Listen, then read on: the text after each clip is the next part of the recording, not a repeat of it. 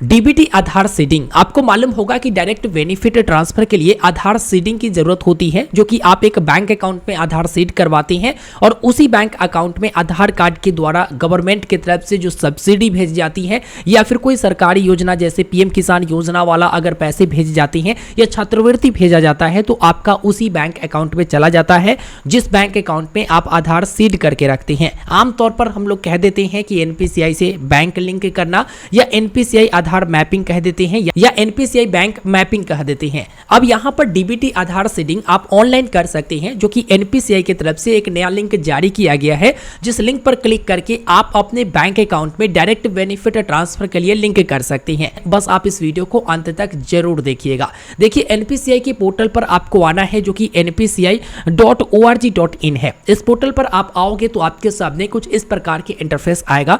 यहाँ पर आप देखोगे कंज्यूमर का ऑप्शन मिलेगा, तो कंज्यूमर वाले ऑप्शन पर आप क्लिक करते हो। उसके बाद आप देखोगे यहाँ पर भारत आधार सीडिंग इनेबलर BASE, जो कि एनपीसीआई यानी कि national payment corporation of India की तरफ से नया लिंक ये जारी किया गया है। बस आपको इसी लिंक पर क्लिक कर देना है। जब आप इस लिंक पर क्लिक करते हैं तो यहाँ पर आप देखोगे सबसे पहले आपको अपना आधार नंबर दर्ज करने का ऑप्शन आता है। उसके बाद बैंक अकाउंट सेलेक्ट करने का ऑप्शन आता है। बैंक लिस्ट में आप देखोगे bank of Baroda, Canara bank, Indian bank, Indian overseas bank और यहाँ पर कर्नाटका विकास ग्रामीण बैंक। आपको बता दूं कि कुल 5 बैंक आपके सामने नजर आएंगे। अब धीरे धीरे करके बैंक लिस्ट में जोड़ा जाएगा। अब आप लोग इसमें सोच रहे होंगे कि भाई यहाँ पर state bank of India, Punjab national bank या फिर कोई अदर बैंक का ऑप्शन नहीं है, तो जो स्टेट बैंक ऑफ इंडिया में लिंक करना चाहेंगे वो कैसे करेंगे? तो उनके लिए मैं बता दूं कि बहुत जल्द इसमें जो है लिस्ट में आ जाएगा। पहले शुरुआत में 2 ही शो हो रहा था, उसके बाद 3, उसके बाद 4, अब 5 बैंक शो हो रहा है।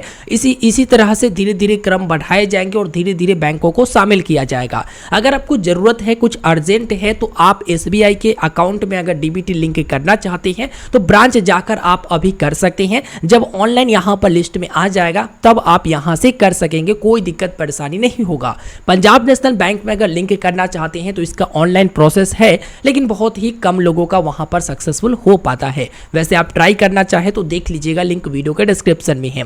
अब जो लोग यहाँ पर लिंक करना चाहते हैं, जैसे जो लोग बैंक ऑफ बड़ौदा में या कैनरा बैंक में या इंडियन बैंक में या इंडियन ओवरसीज बैंक में लिंक करना चाहते हैं, वो तो यहाँ पर अभी से लिंक कर पाएंगे या फिर डी लिंक भी कर पाएंगे। देखिए ऊपर में टाइम चलता है ना, तो इस टाइम के अंदर में आपको सारा प्रोसेस कर लेना होता है। अगर नहीं करते हो तो फिर से आपको सारा प्रोसेस करना होगा। यहाँ पर और भी ऑप्शन मिलता है, जैसे ऊपर पर क्लिक करोगे तो आपको यहाँ पर तो सबसे पहले मिल गया रिक्वेस्ट फॉर आधार सीडिंग, मतलब यहाँ से आप आधार सीडिंग कर सकते हो या डिसीडिंग कर सकते। दूसरा यहाँ पर ऑप्शन मिल जाता है चेक योर सर्विस स्टेटस, मतलब आप अगर लिंक करने के लिए रिक्वेस्ट दिए हैं या डीलिंक करने के लिए तो उसका स्टेटस आप यहाँ से चेक कर सकते हैं। तीसरा ऑप्शन मिल जाता है गेट आधार मैप्ड स्टेटस, आप यहीं से देख सकते हैं कि आपका आधार कार्ड कौन से बैंक अकाउंट में मैप है, यानी कौन से बैंक अकाउंट में आप डीबीटी से लिंक किए हुए हैं, वो एक्टिव है या फिर नहीं है, और यहीं पर आपका सारा कुछ बता देता है। इसके बाद आपका आता है गेट आधार मैपिंग हिस्ट्री, यानी अब तक आपने कहां पर लिंक किया, डीलिंक किया, वो सारा हिस्ट्री आपको दिख जाता है। अब यहां पर रजिस्टर करने के लिए, सीडिंग करने के लिए क्या करना होगा कि यहां पर आधार नंबर आप दर्ज करेंगे। उसके बाद यहां पर 2 टाइप आएगा, सीडिंग और डीसीडिंग। सीडिंग में क्या है कि आप किसी बैंक में सीडिंग करना चाहते हैं और डीसीडिंग में क्या है कि आप किसी बैंक से यहां पर डीबीटी हटाना चाहते हैं। सीडिंग में आपको 3 ऑप्शन मिलते हैं। फ्रेश सीडिंग, फ्रेश सीडिंग वो करेंगे जो अभी तक के किसी भी बैंक में डीबीटी के लिए लिंक नहीं किए हैं या फिर उनका एक्टिव नहीं है बल्कि इनएक्टिव शो हो रहा। उसके बाद है यहाँ पर with in same bank with another account, यानी एक ही बैंक में 2 खाता है, एक के साथ लिंक है और दूसरे के साथ आप लिंक करना चाहते हैं, पहले वाला में से हटाकर, तो आप सेकेंड वाले ऑप्शन को चुनेंगे। और तीसरा ऑप्शन आपसे कहता है कि from one bank to another bank, मतलब मान लो कि आप आईसीआईसीआई बैंक में लिंक करके रखे हो और अभी आप कैनरा बैंक में लिंक करना चाहते हो, तो थर्ड वाले ऑप्शन को आपको यहाँ पर सेलेक्ट करना पड़ेगा। अब यहाँ पर आपको बैंक का नाम चुनना पड़ेगा, जैसे कैनरा बैंक में अगर लिंक करना है उसके अकाउंट में तो कैनरा बैंक यहाँ पर सेलेक्ट करेंगे और इसके बाद यहाँ पर आपको अकाउंट नंबर दर्ज करना पड़ेगा, जो आपका बैंक अकाउंट नंबर है। जैसे कैनरा बैंक चुनते हो तो कैनरा बैंक में, बैंक ऑफ बड़ौदा चुनते हो तो बैंक ऑफ बड़ौदा के अकाउंट नंबर यहाँ पर आप दर्ज कर देंगे और फिर से वही अकाउंट नंबर आपको दर्ज करना है और नीचे यहाँ पर एक्सेप्ट करना है और यहाँ पर भी आपको एक्सेप्ट करना है। उसके बाद आप देखेंगे यहाँ पर कैप्चा कोड। अब ये कैप्चा कोड आप यहाँ पर फिलअप करेंगे करेंगे और उसके बाद प्रोसीड बटन पर क्लिक कर देंगे।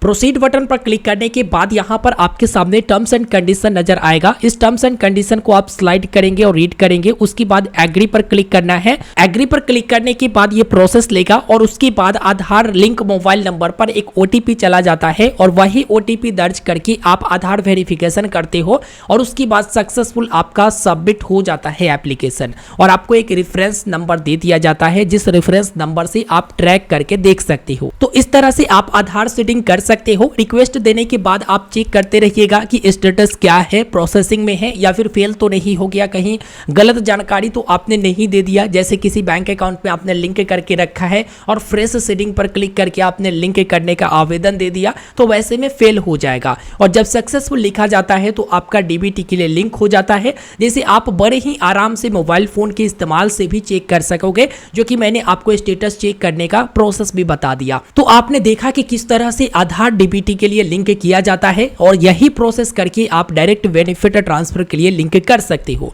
और जो बैंक लिस्ट में नहीं आ रहा, इसके लिए आप उनकी ब्रांच विजिट कर सकते हो, ठीक है, कोई दिक्कत परेशानी नहीं होगा, या उनका ऑनलाइन अपना कोई प्रोसेस है तो उसे आप फॉलो कर सकते हो। और जैसे जैसे इसमें बैंक जुड़ते चले जाएंगे मैं आपको जानकारी देते चला जाऊंगा, इसलिए आप चैनल को सब्सक्राइब करके रखिएगा। अगर कोई दिक्कत होता है या कोई नया प्रोसेस आता है तो इसके बारे में भी मैं आपको जानकारी दूंगा।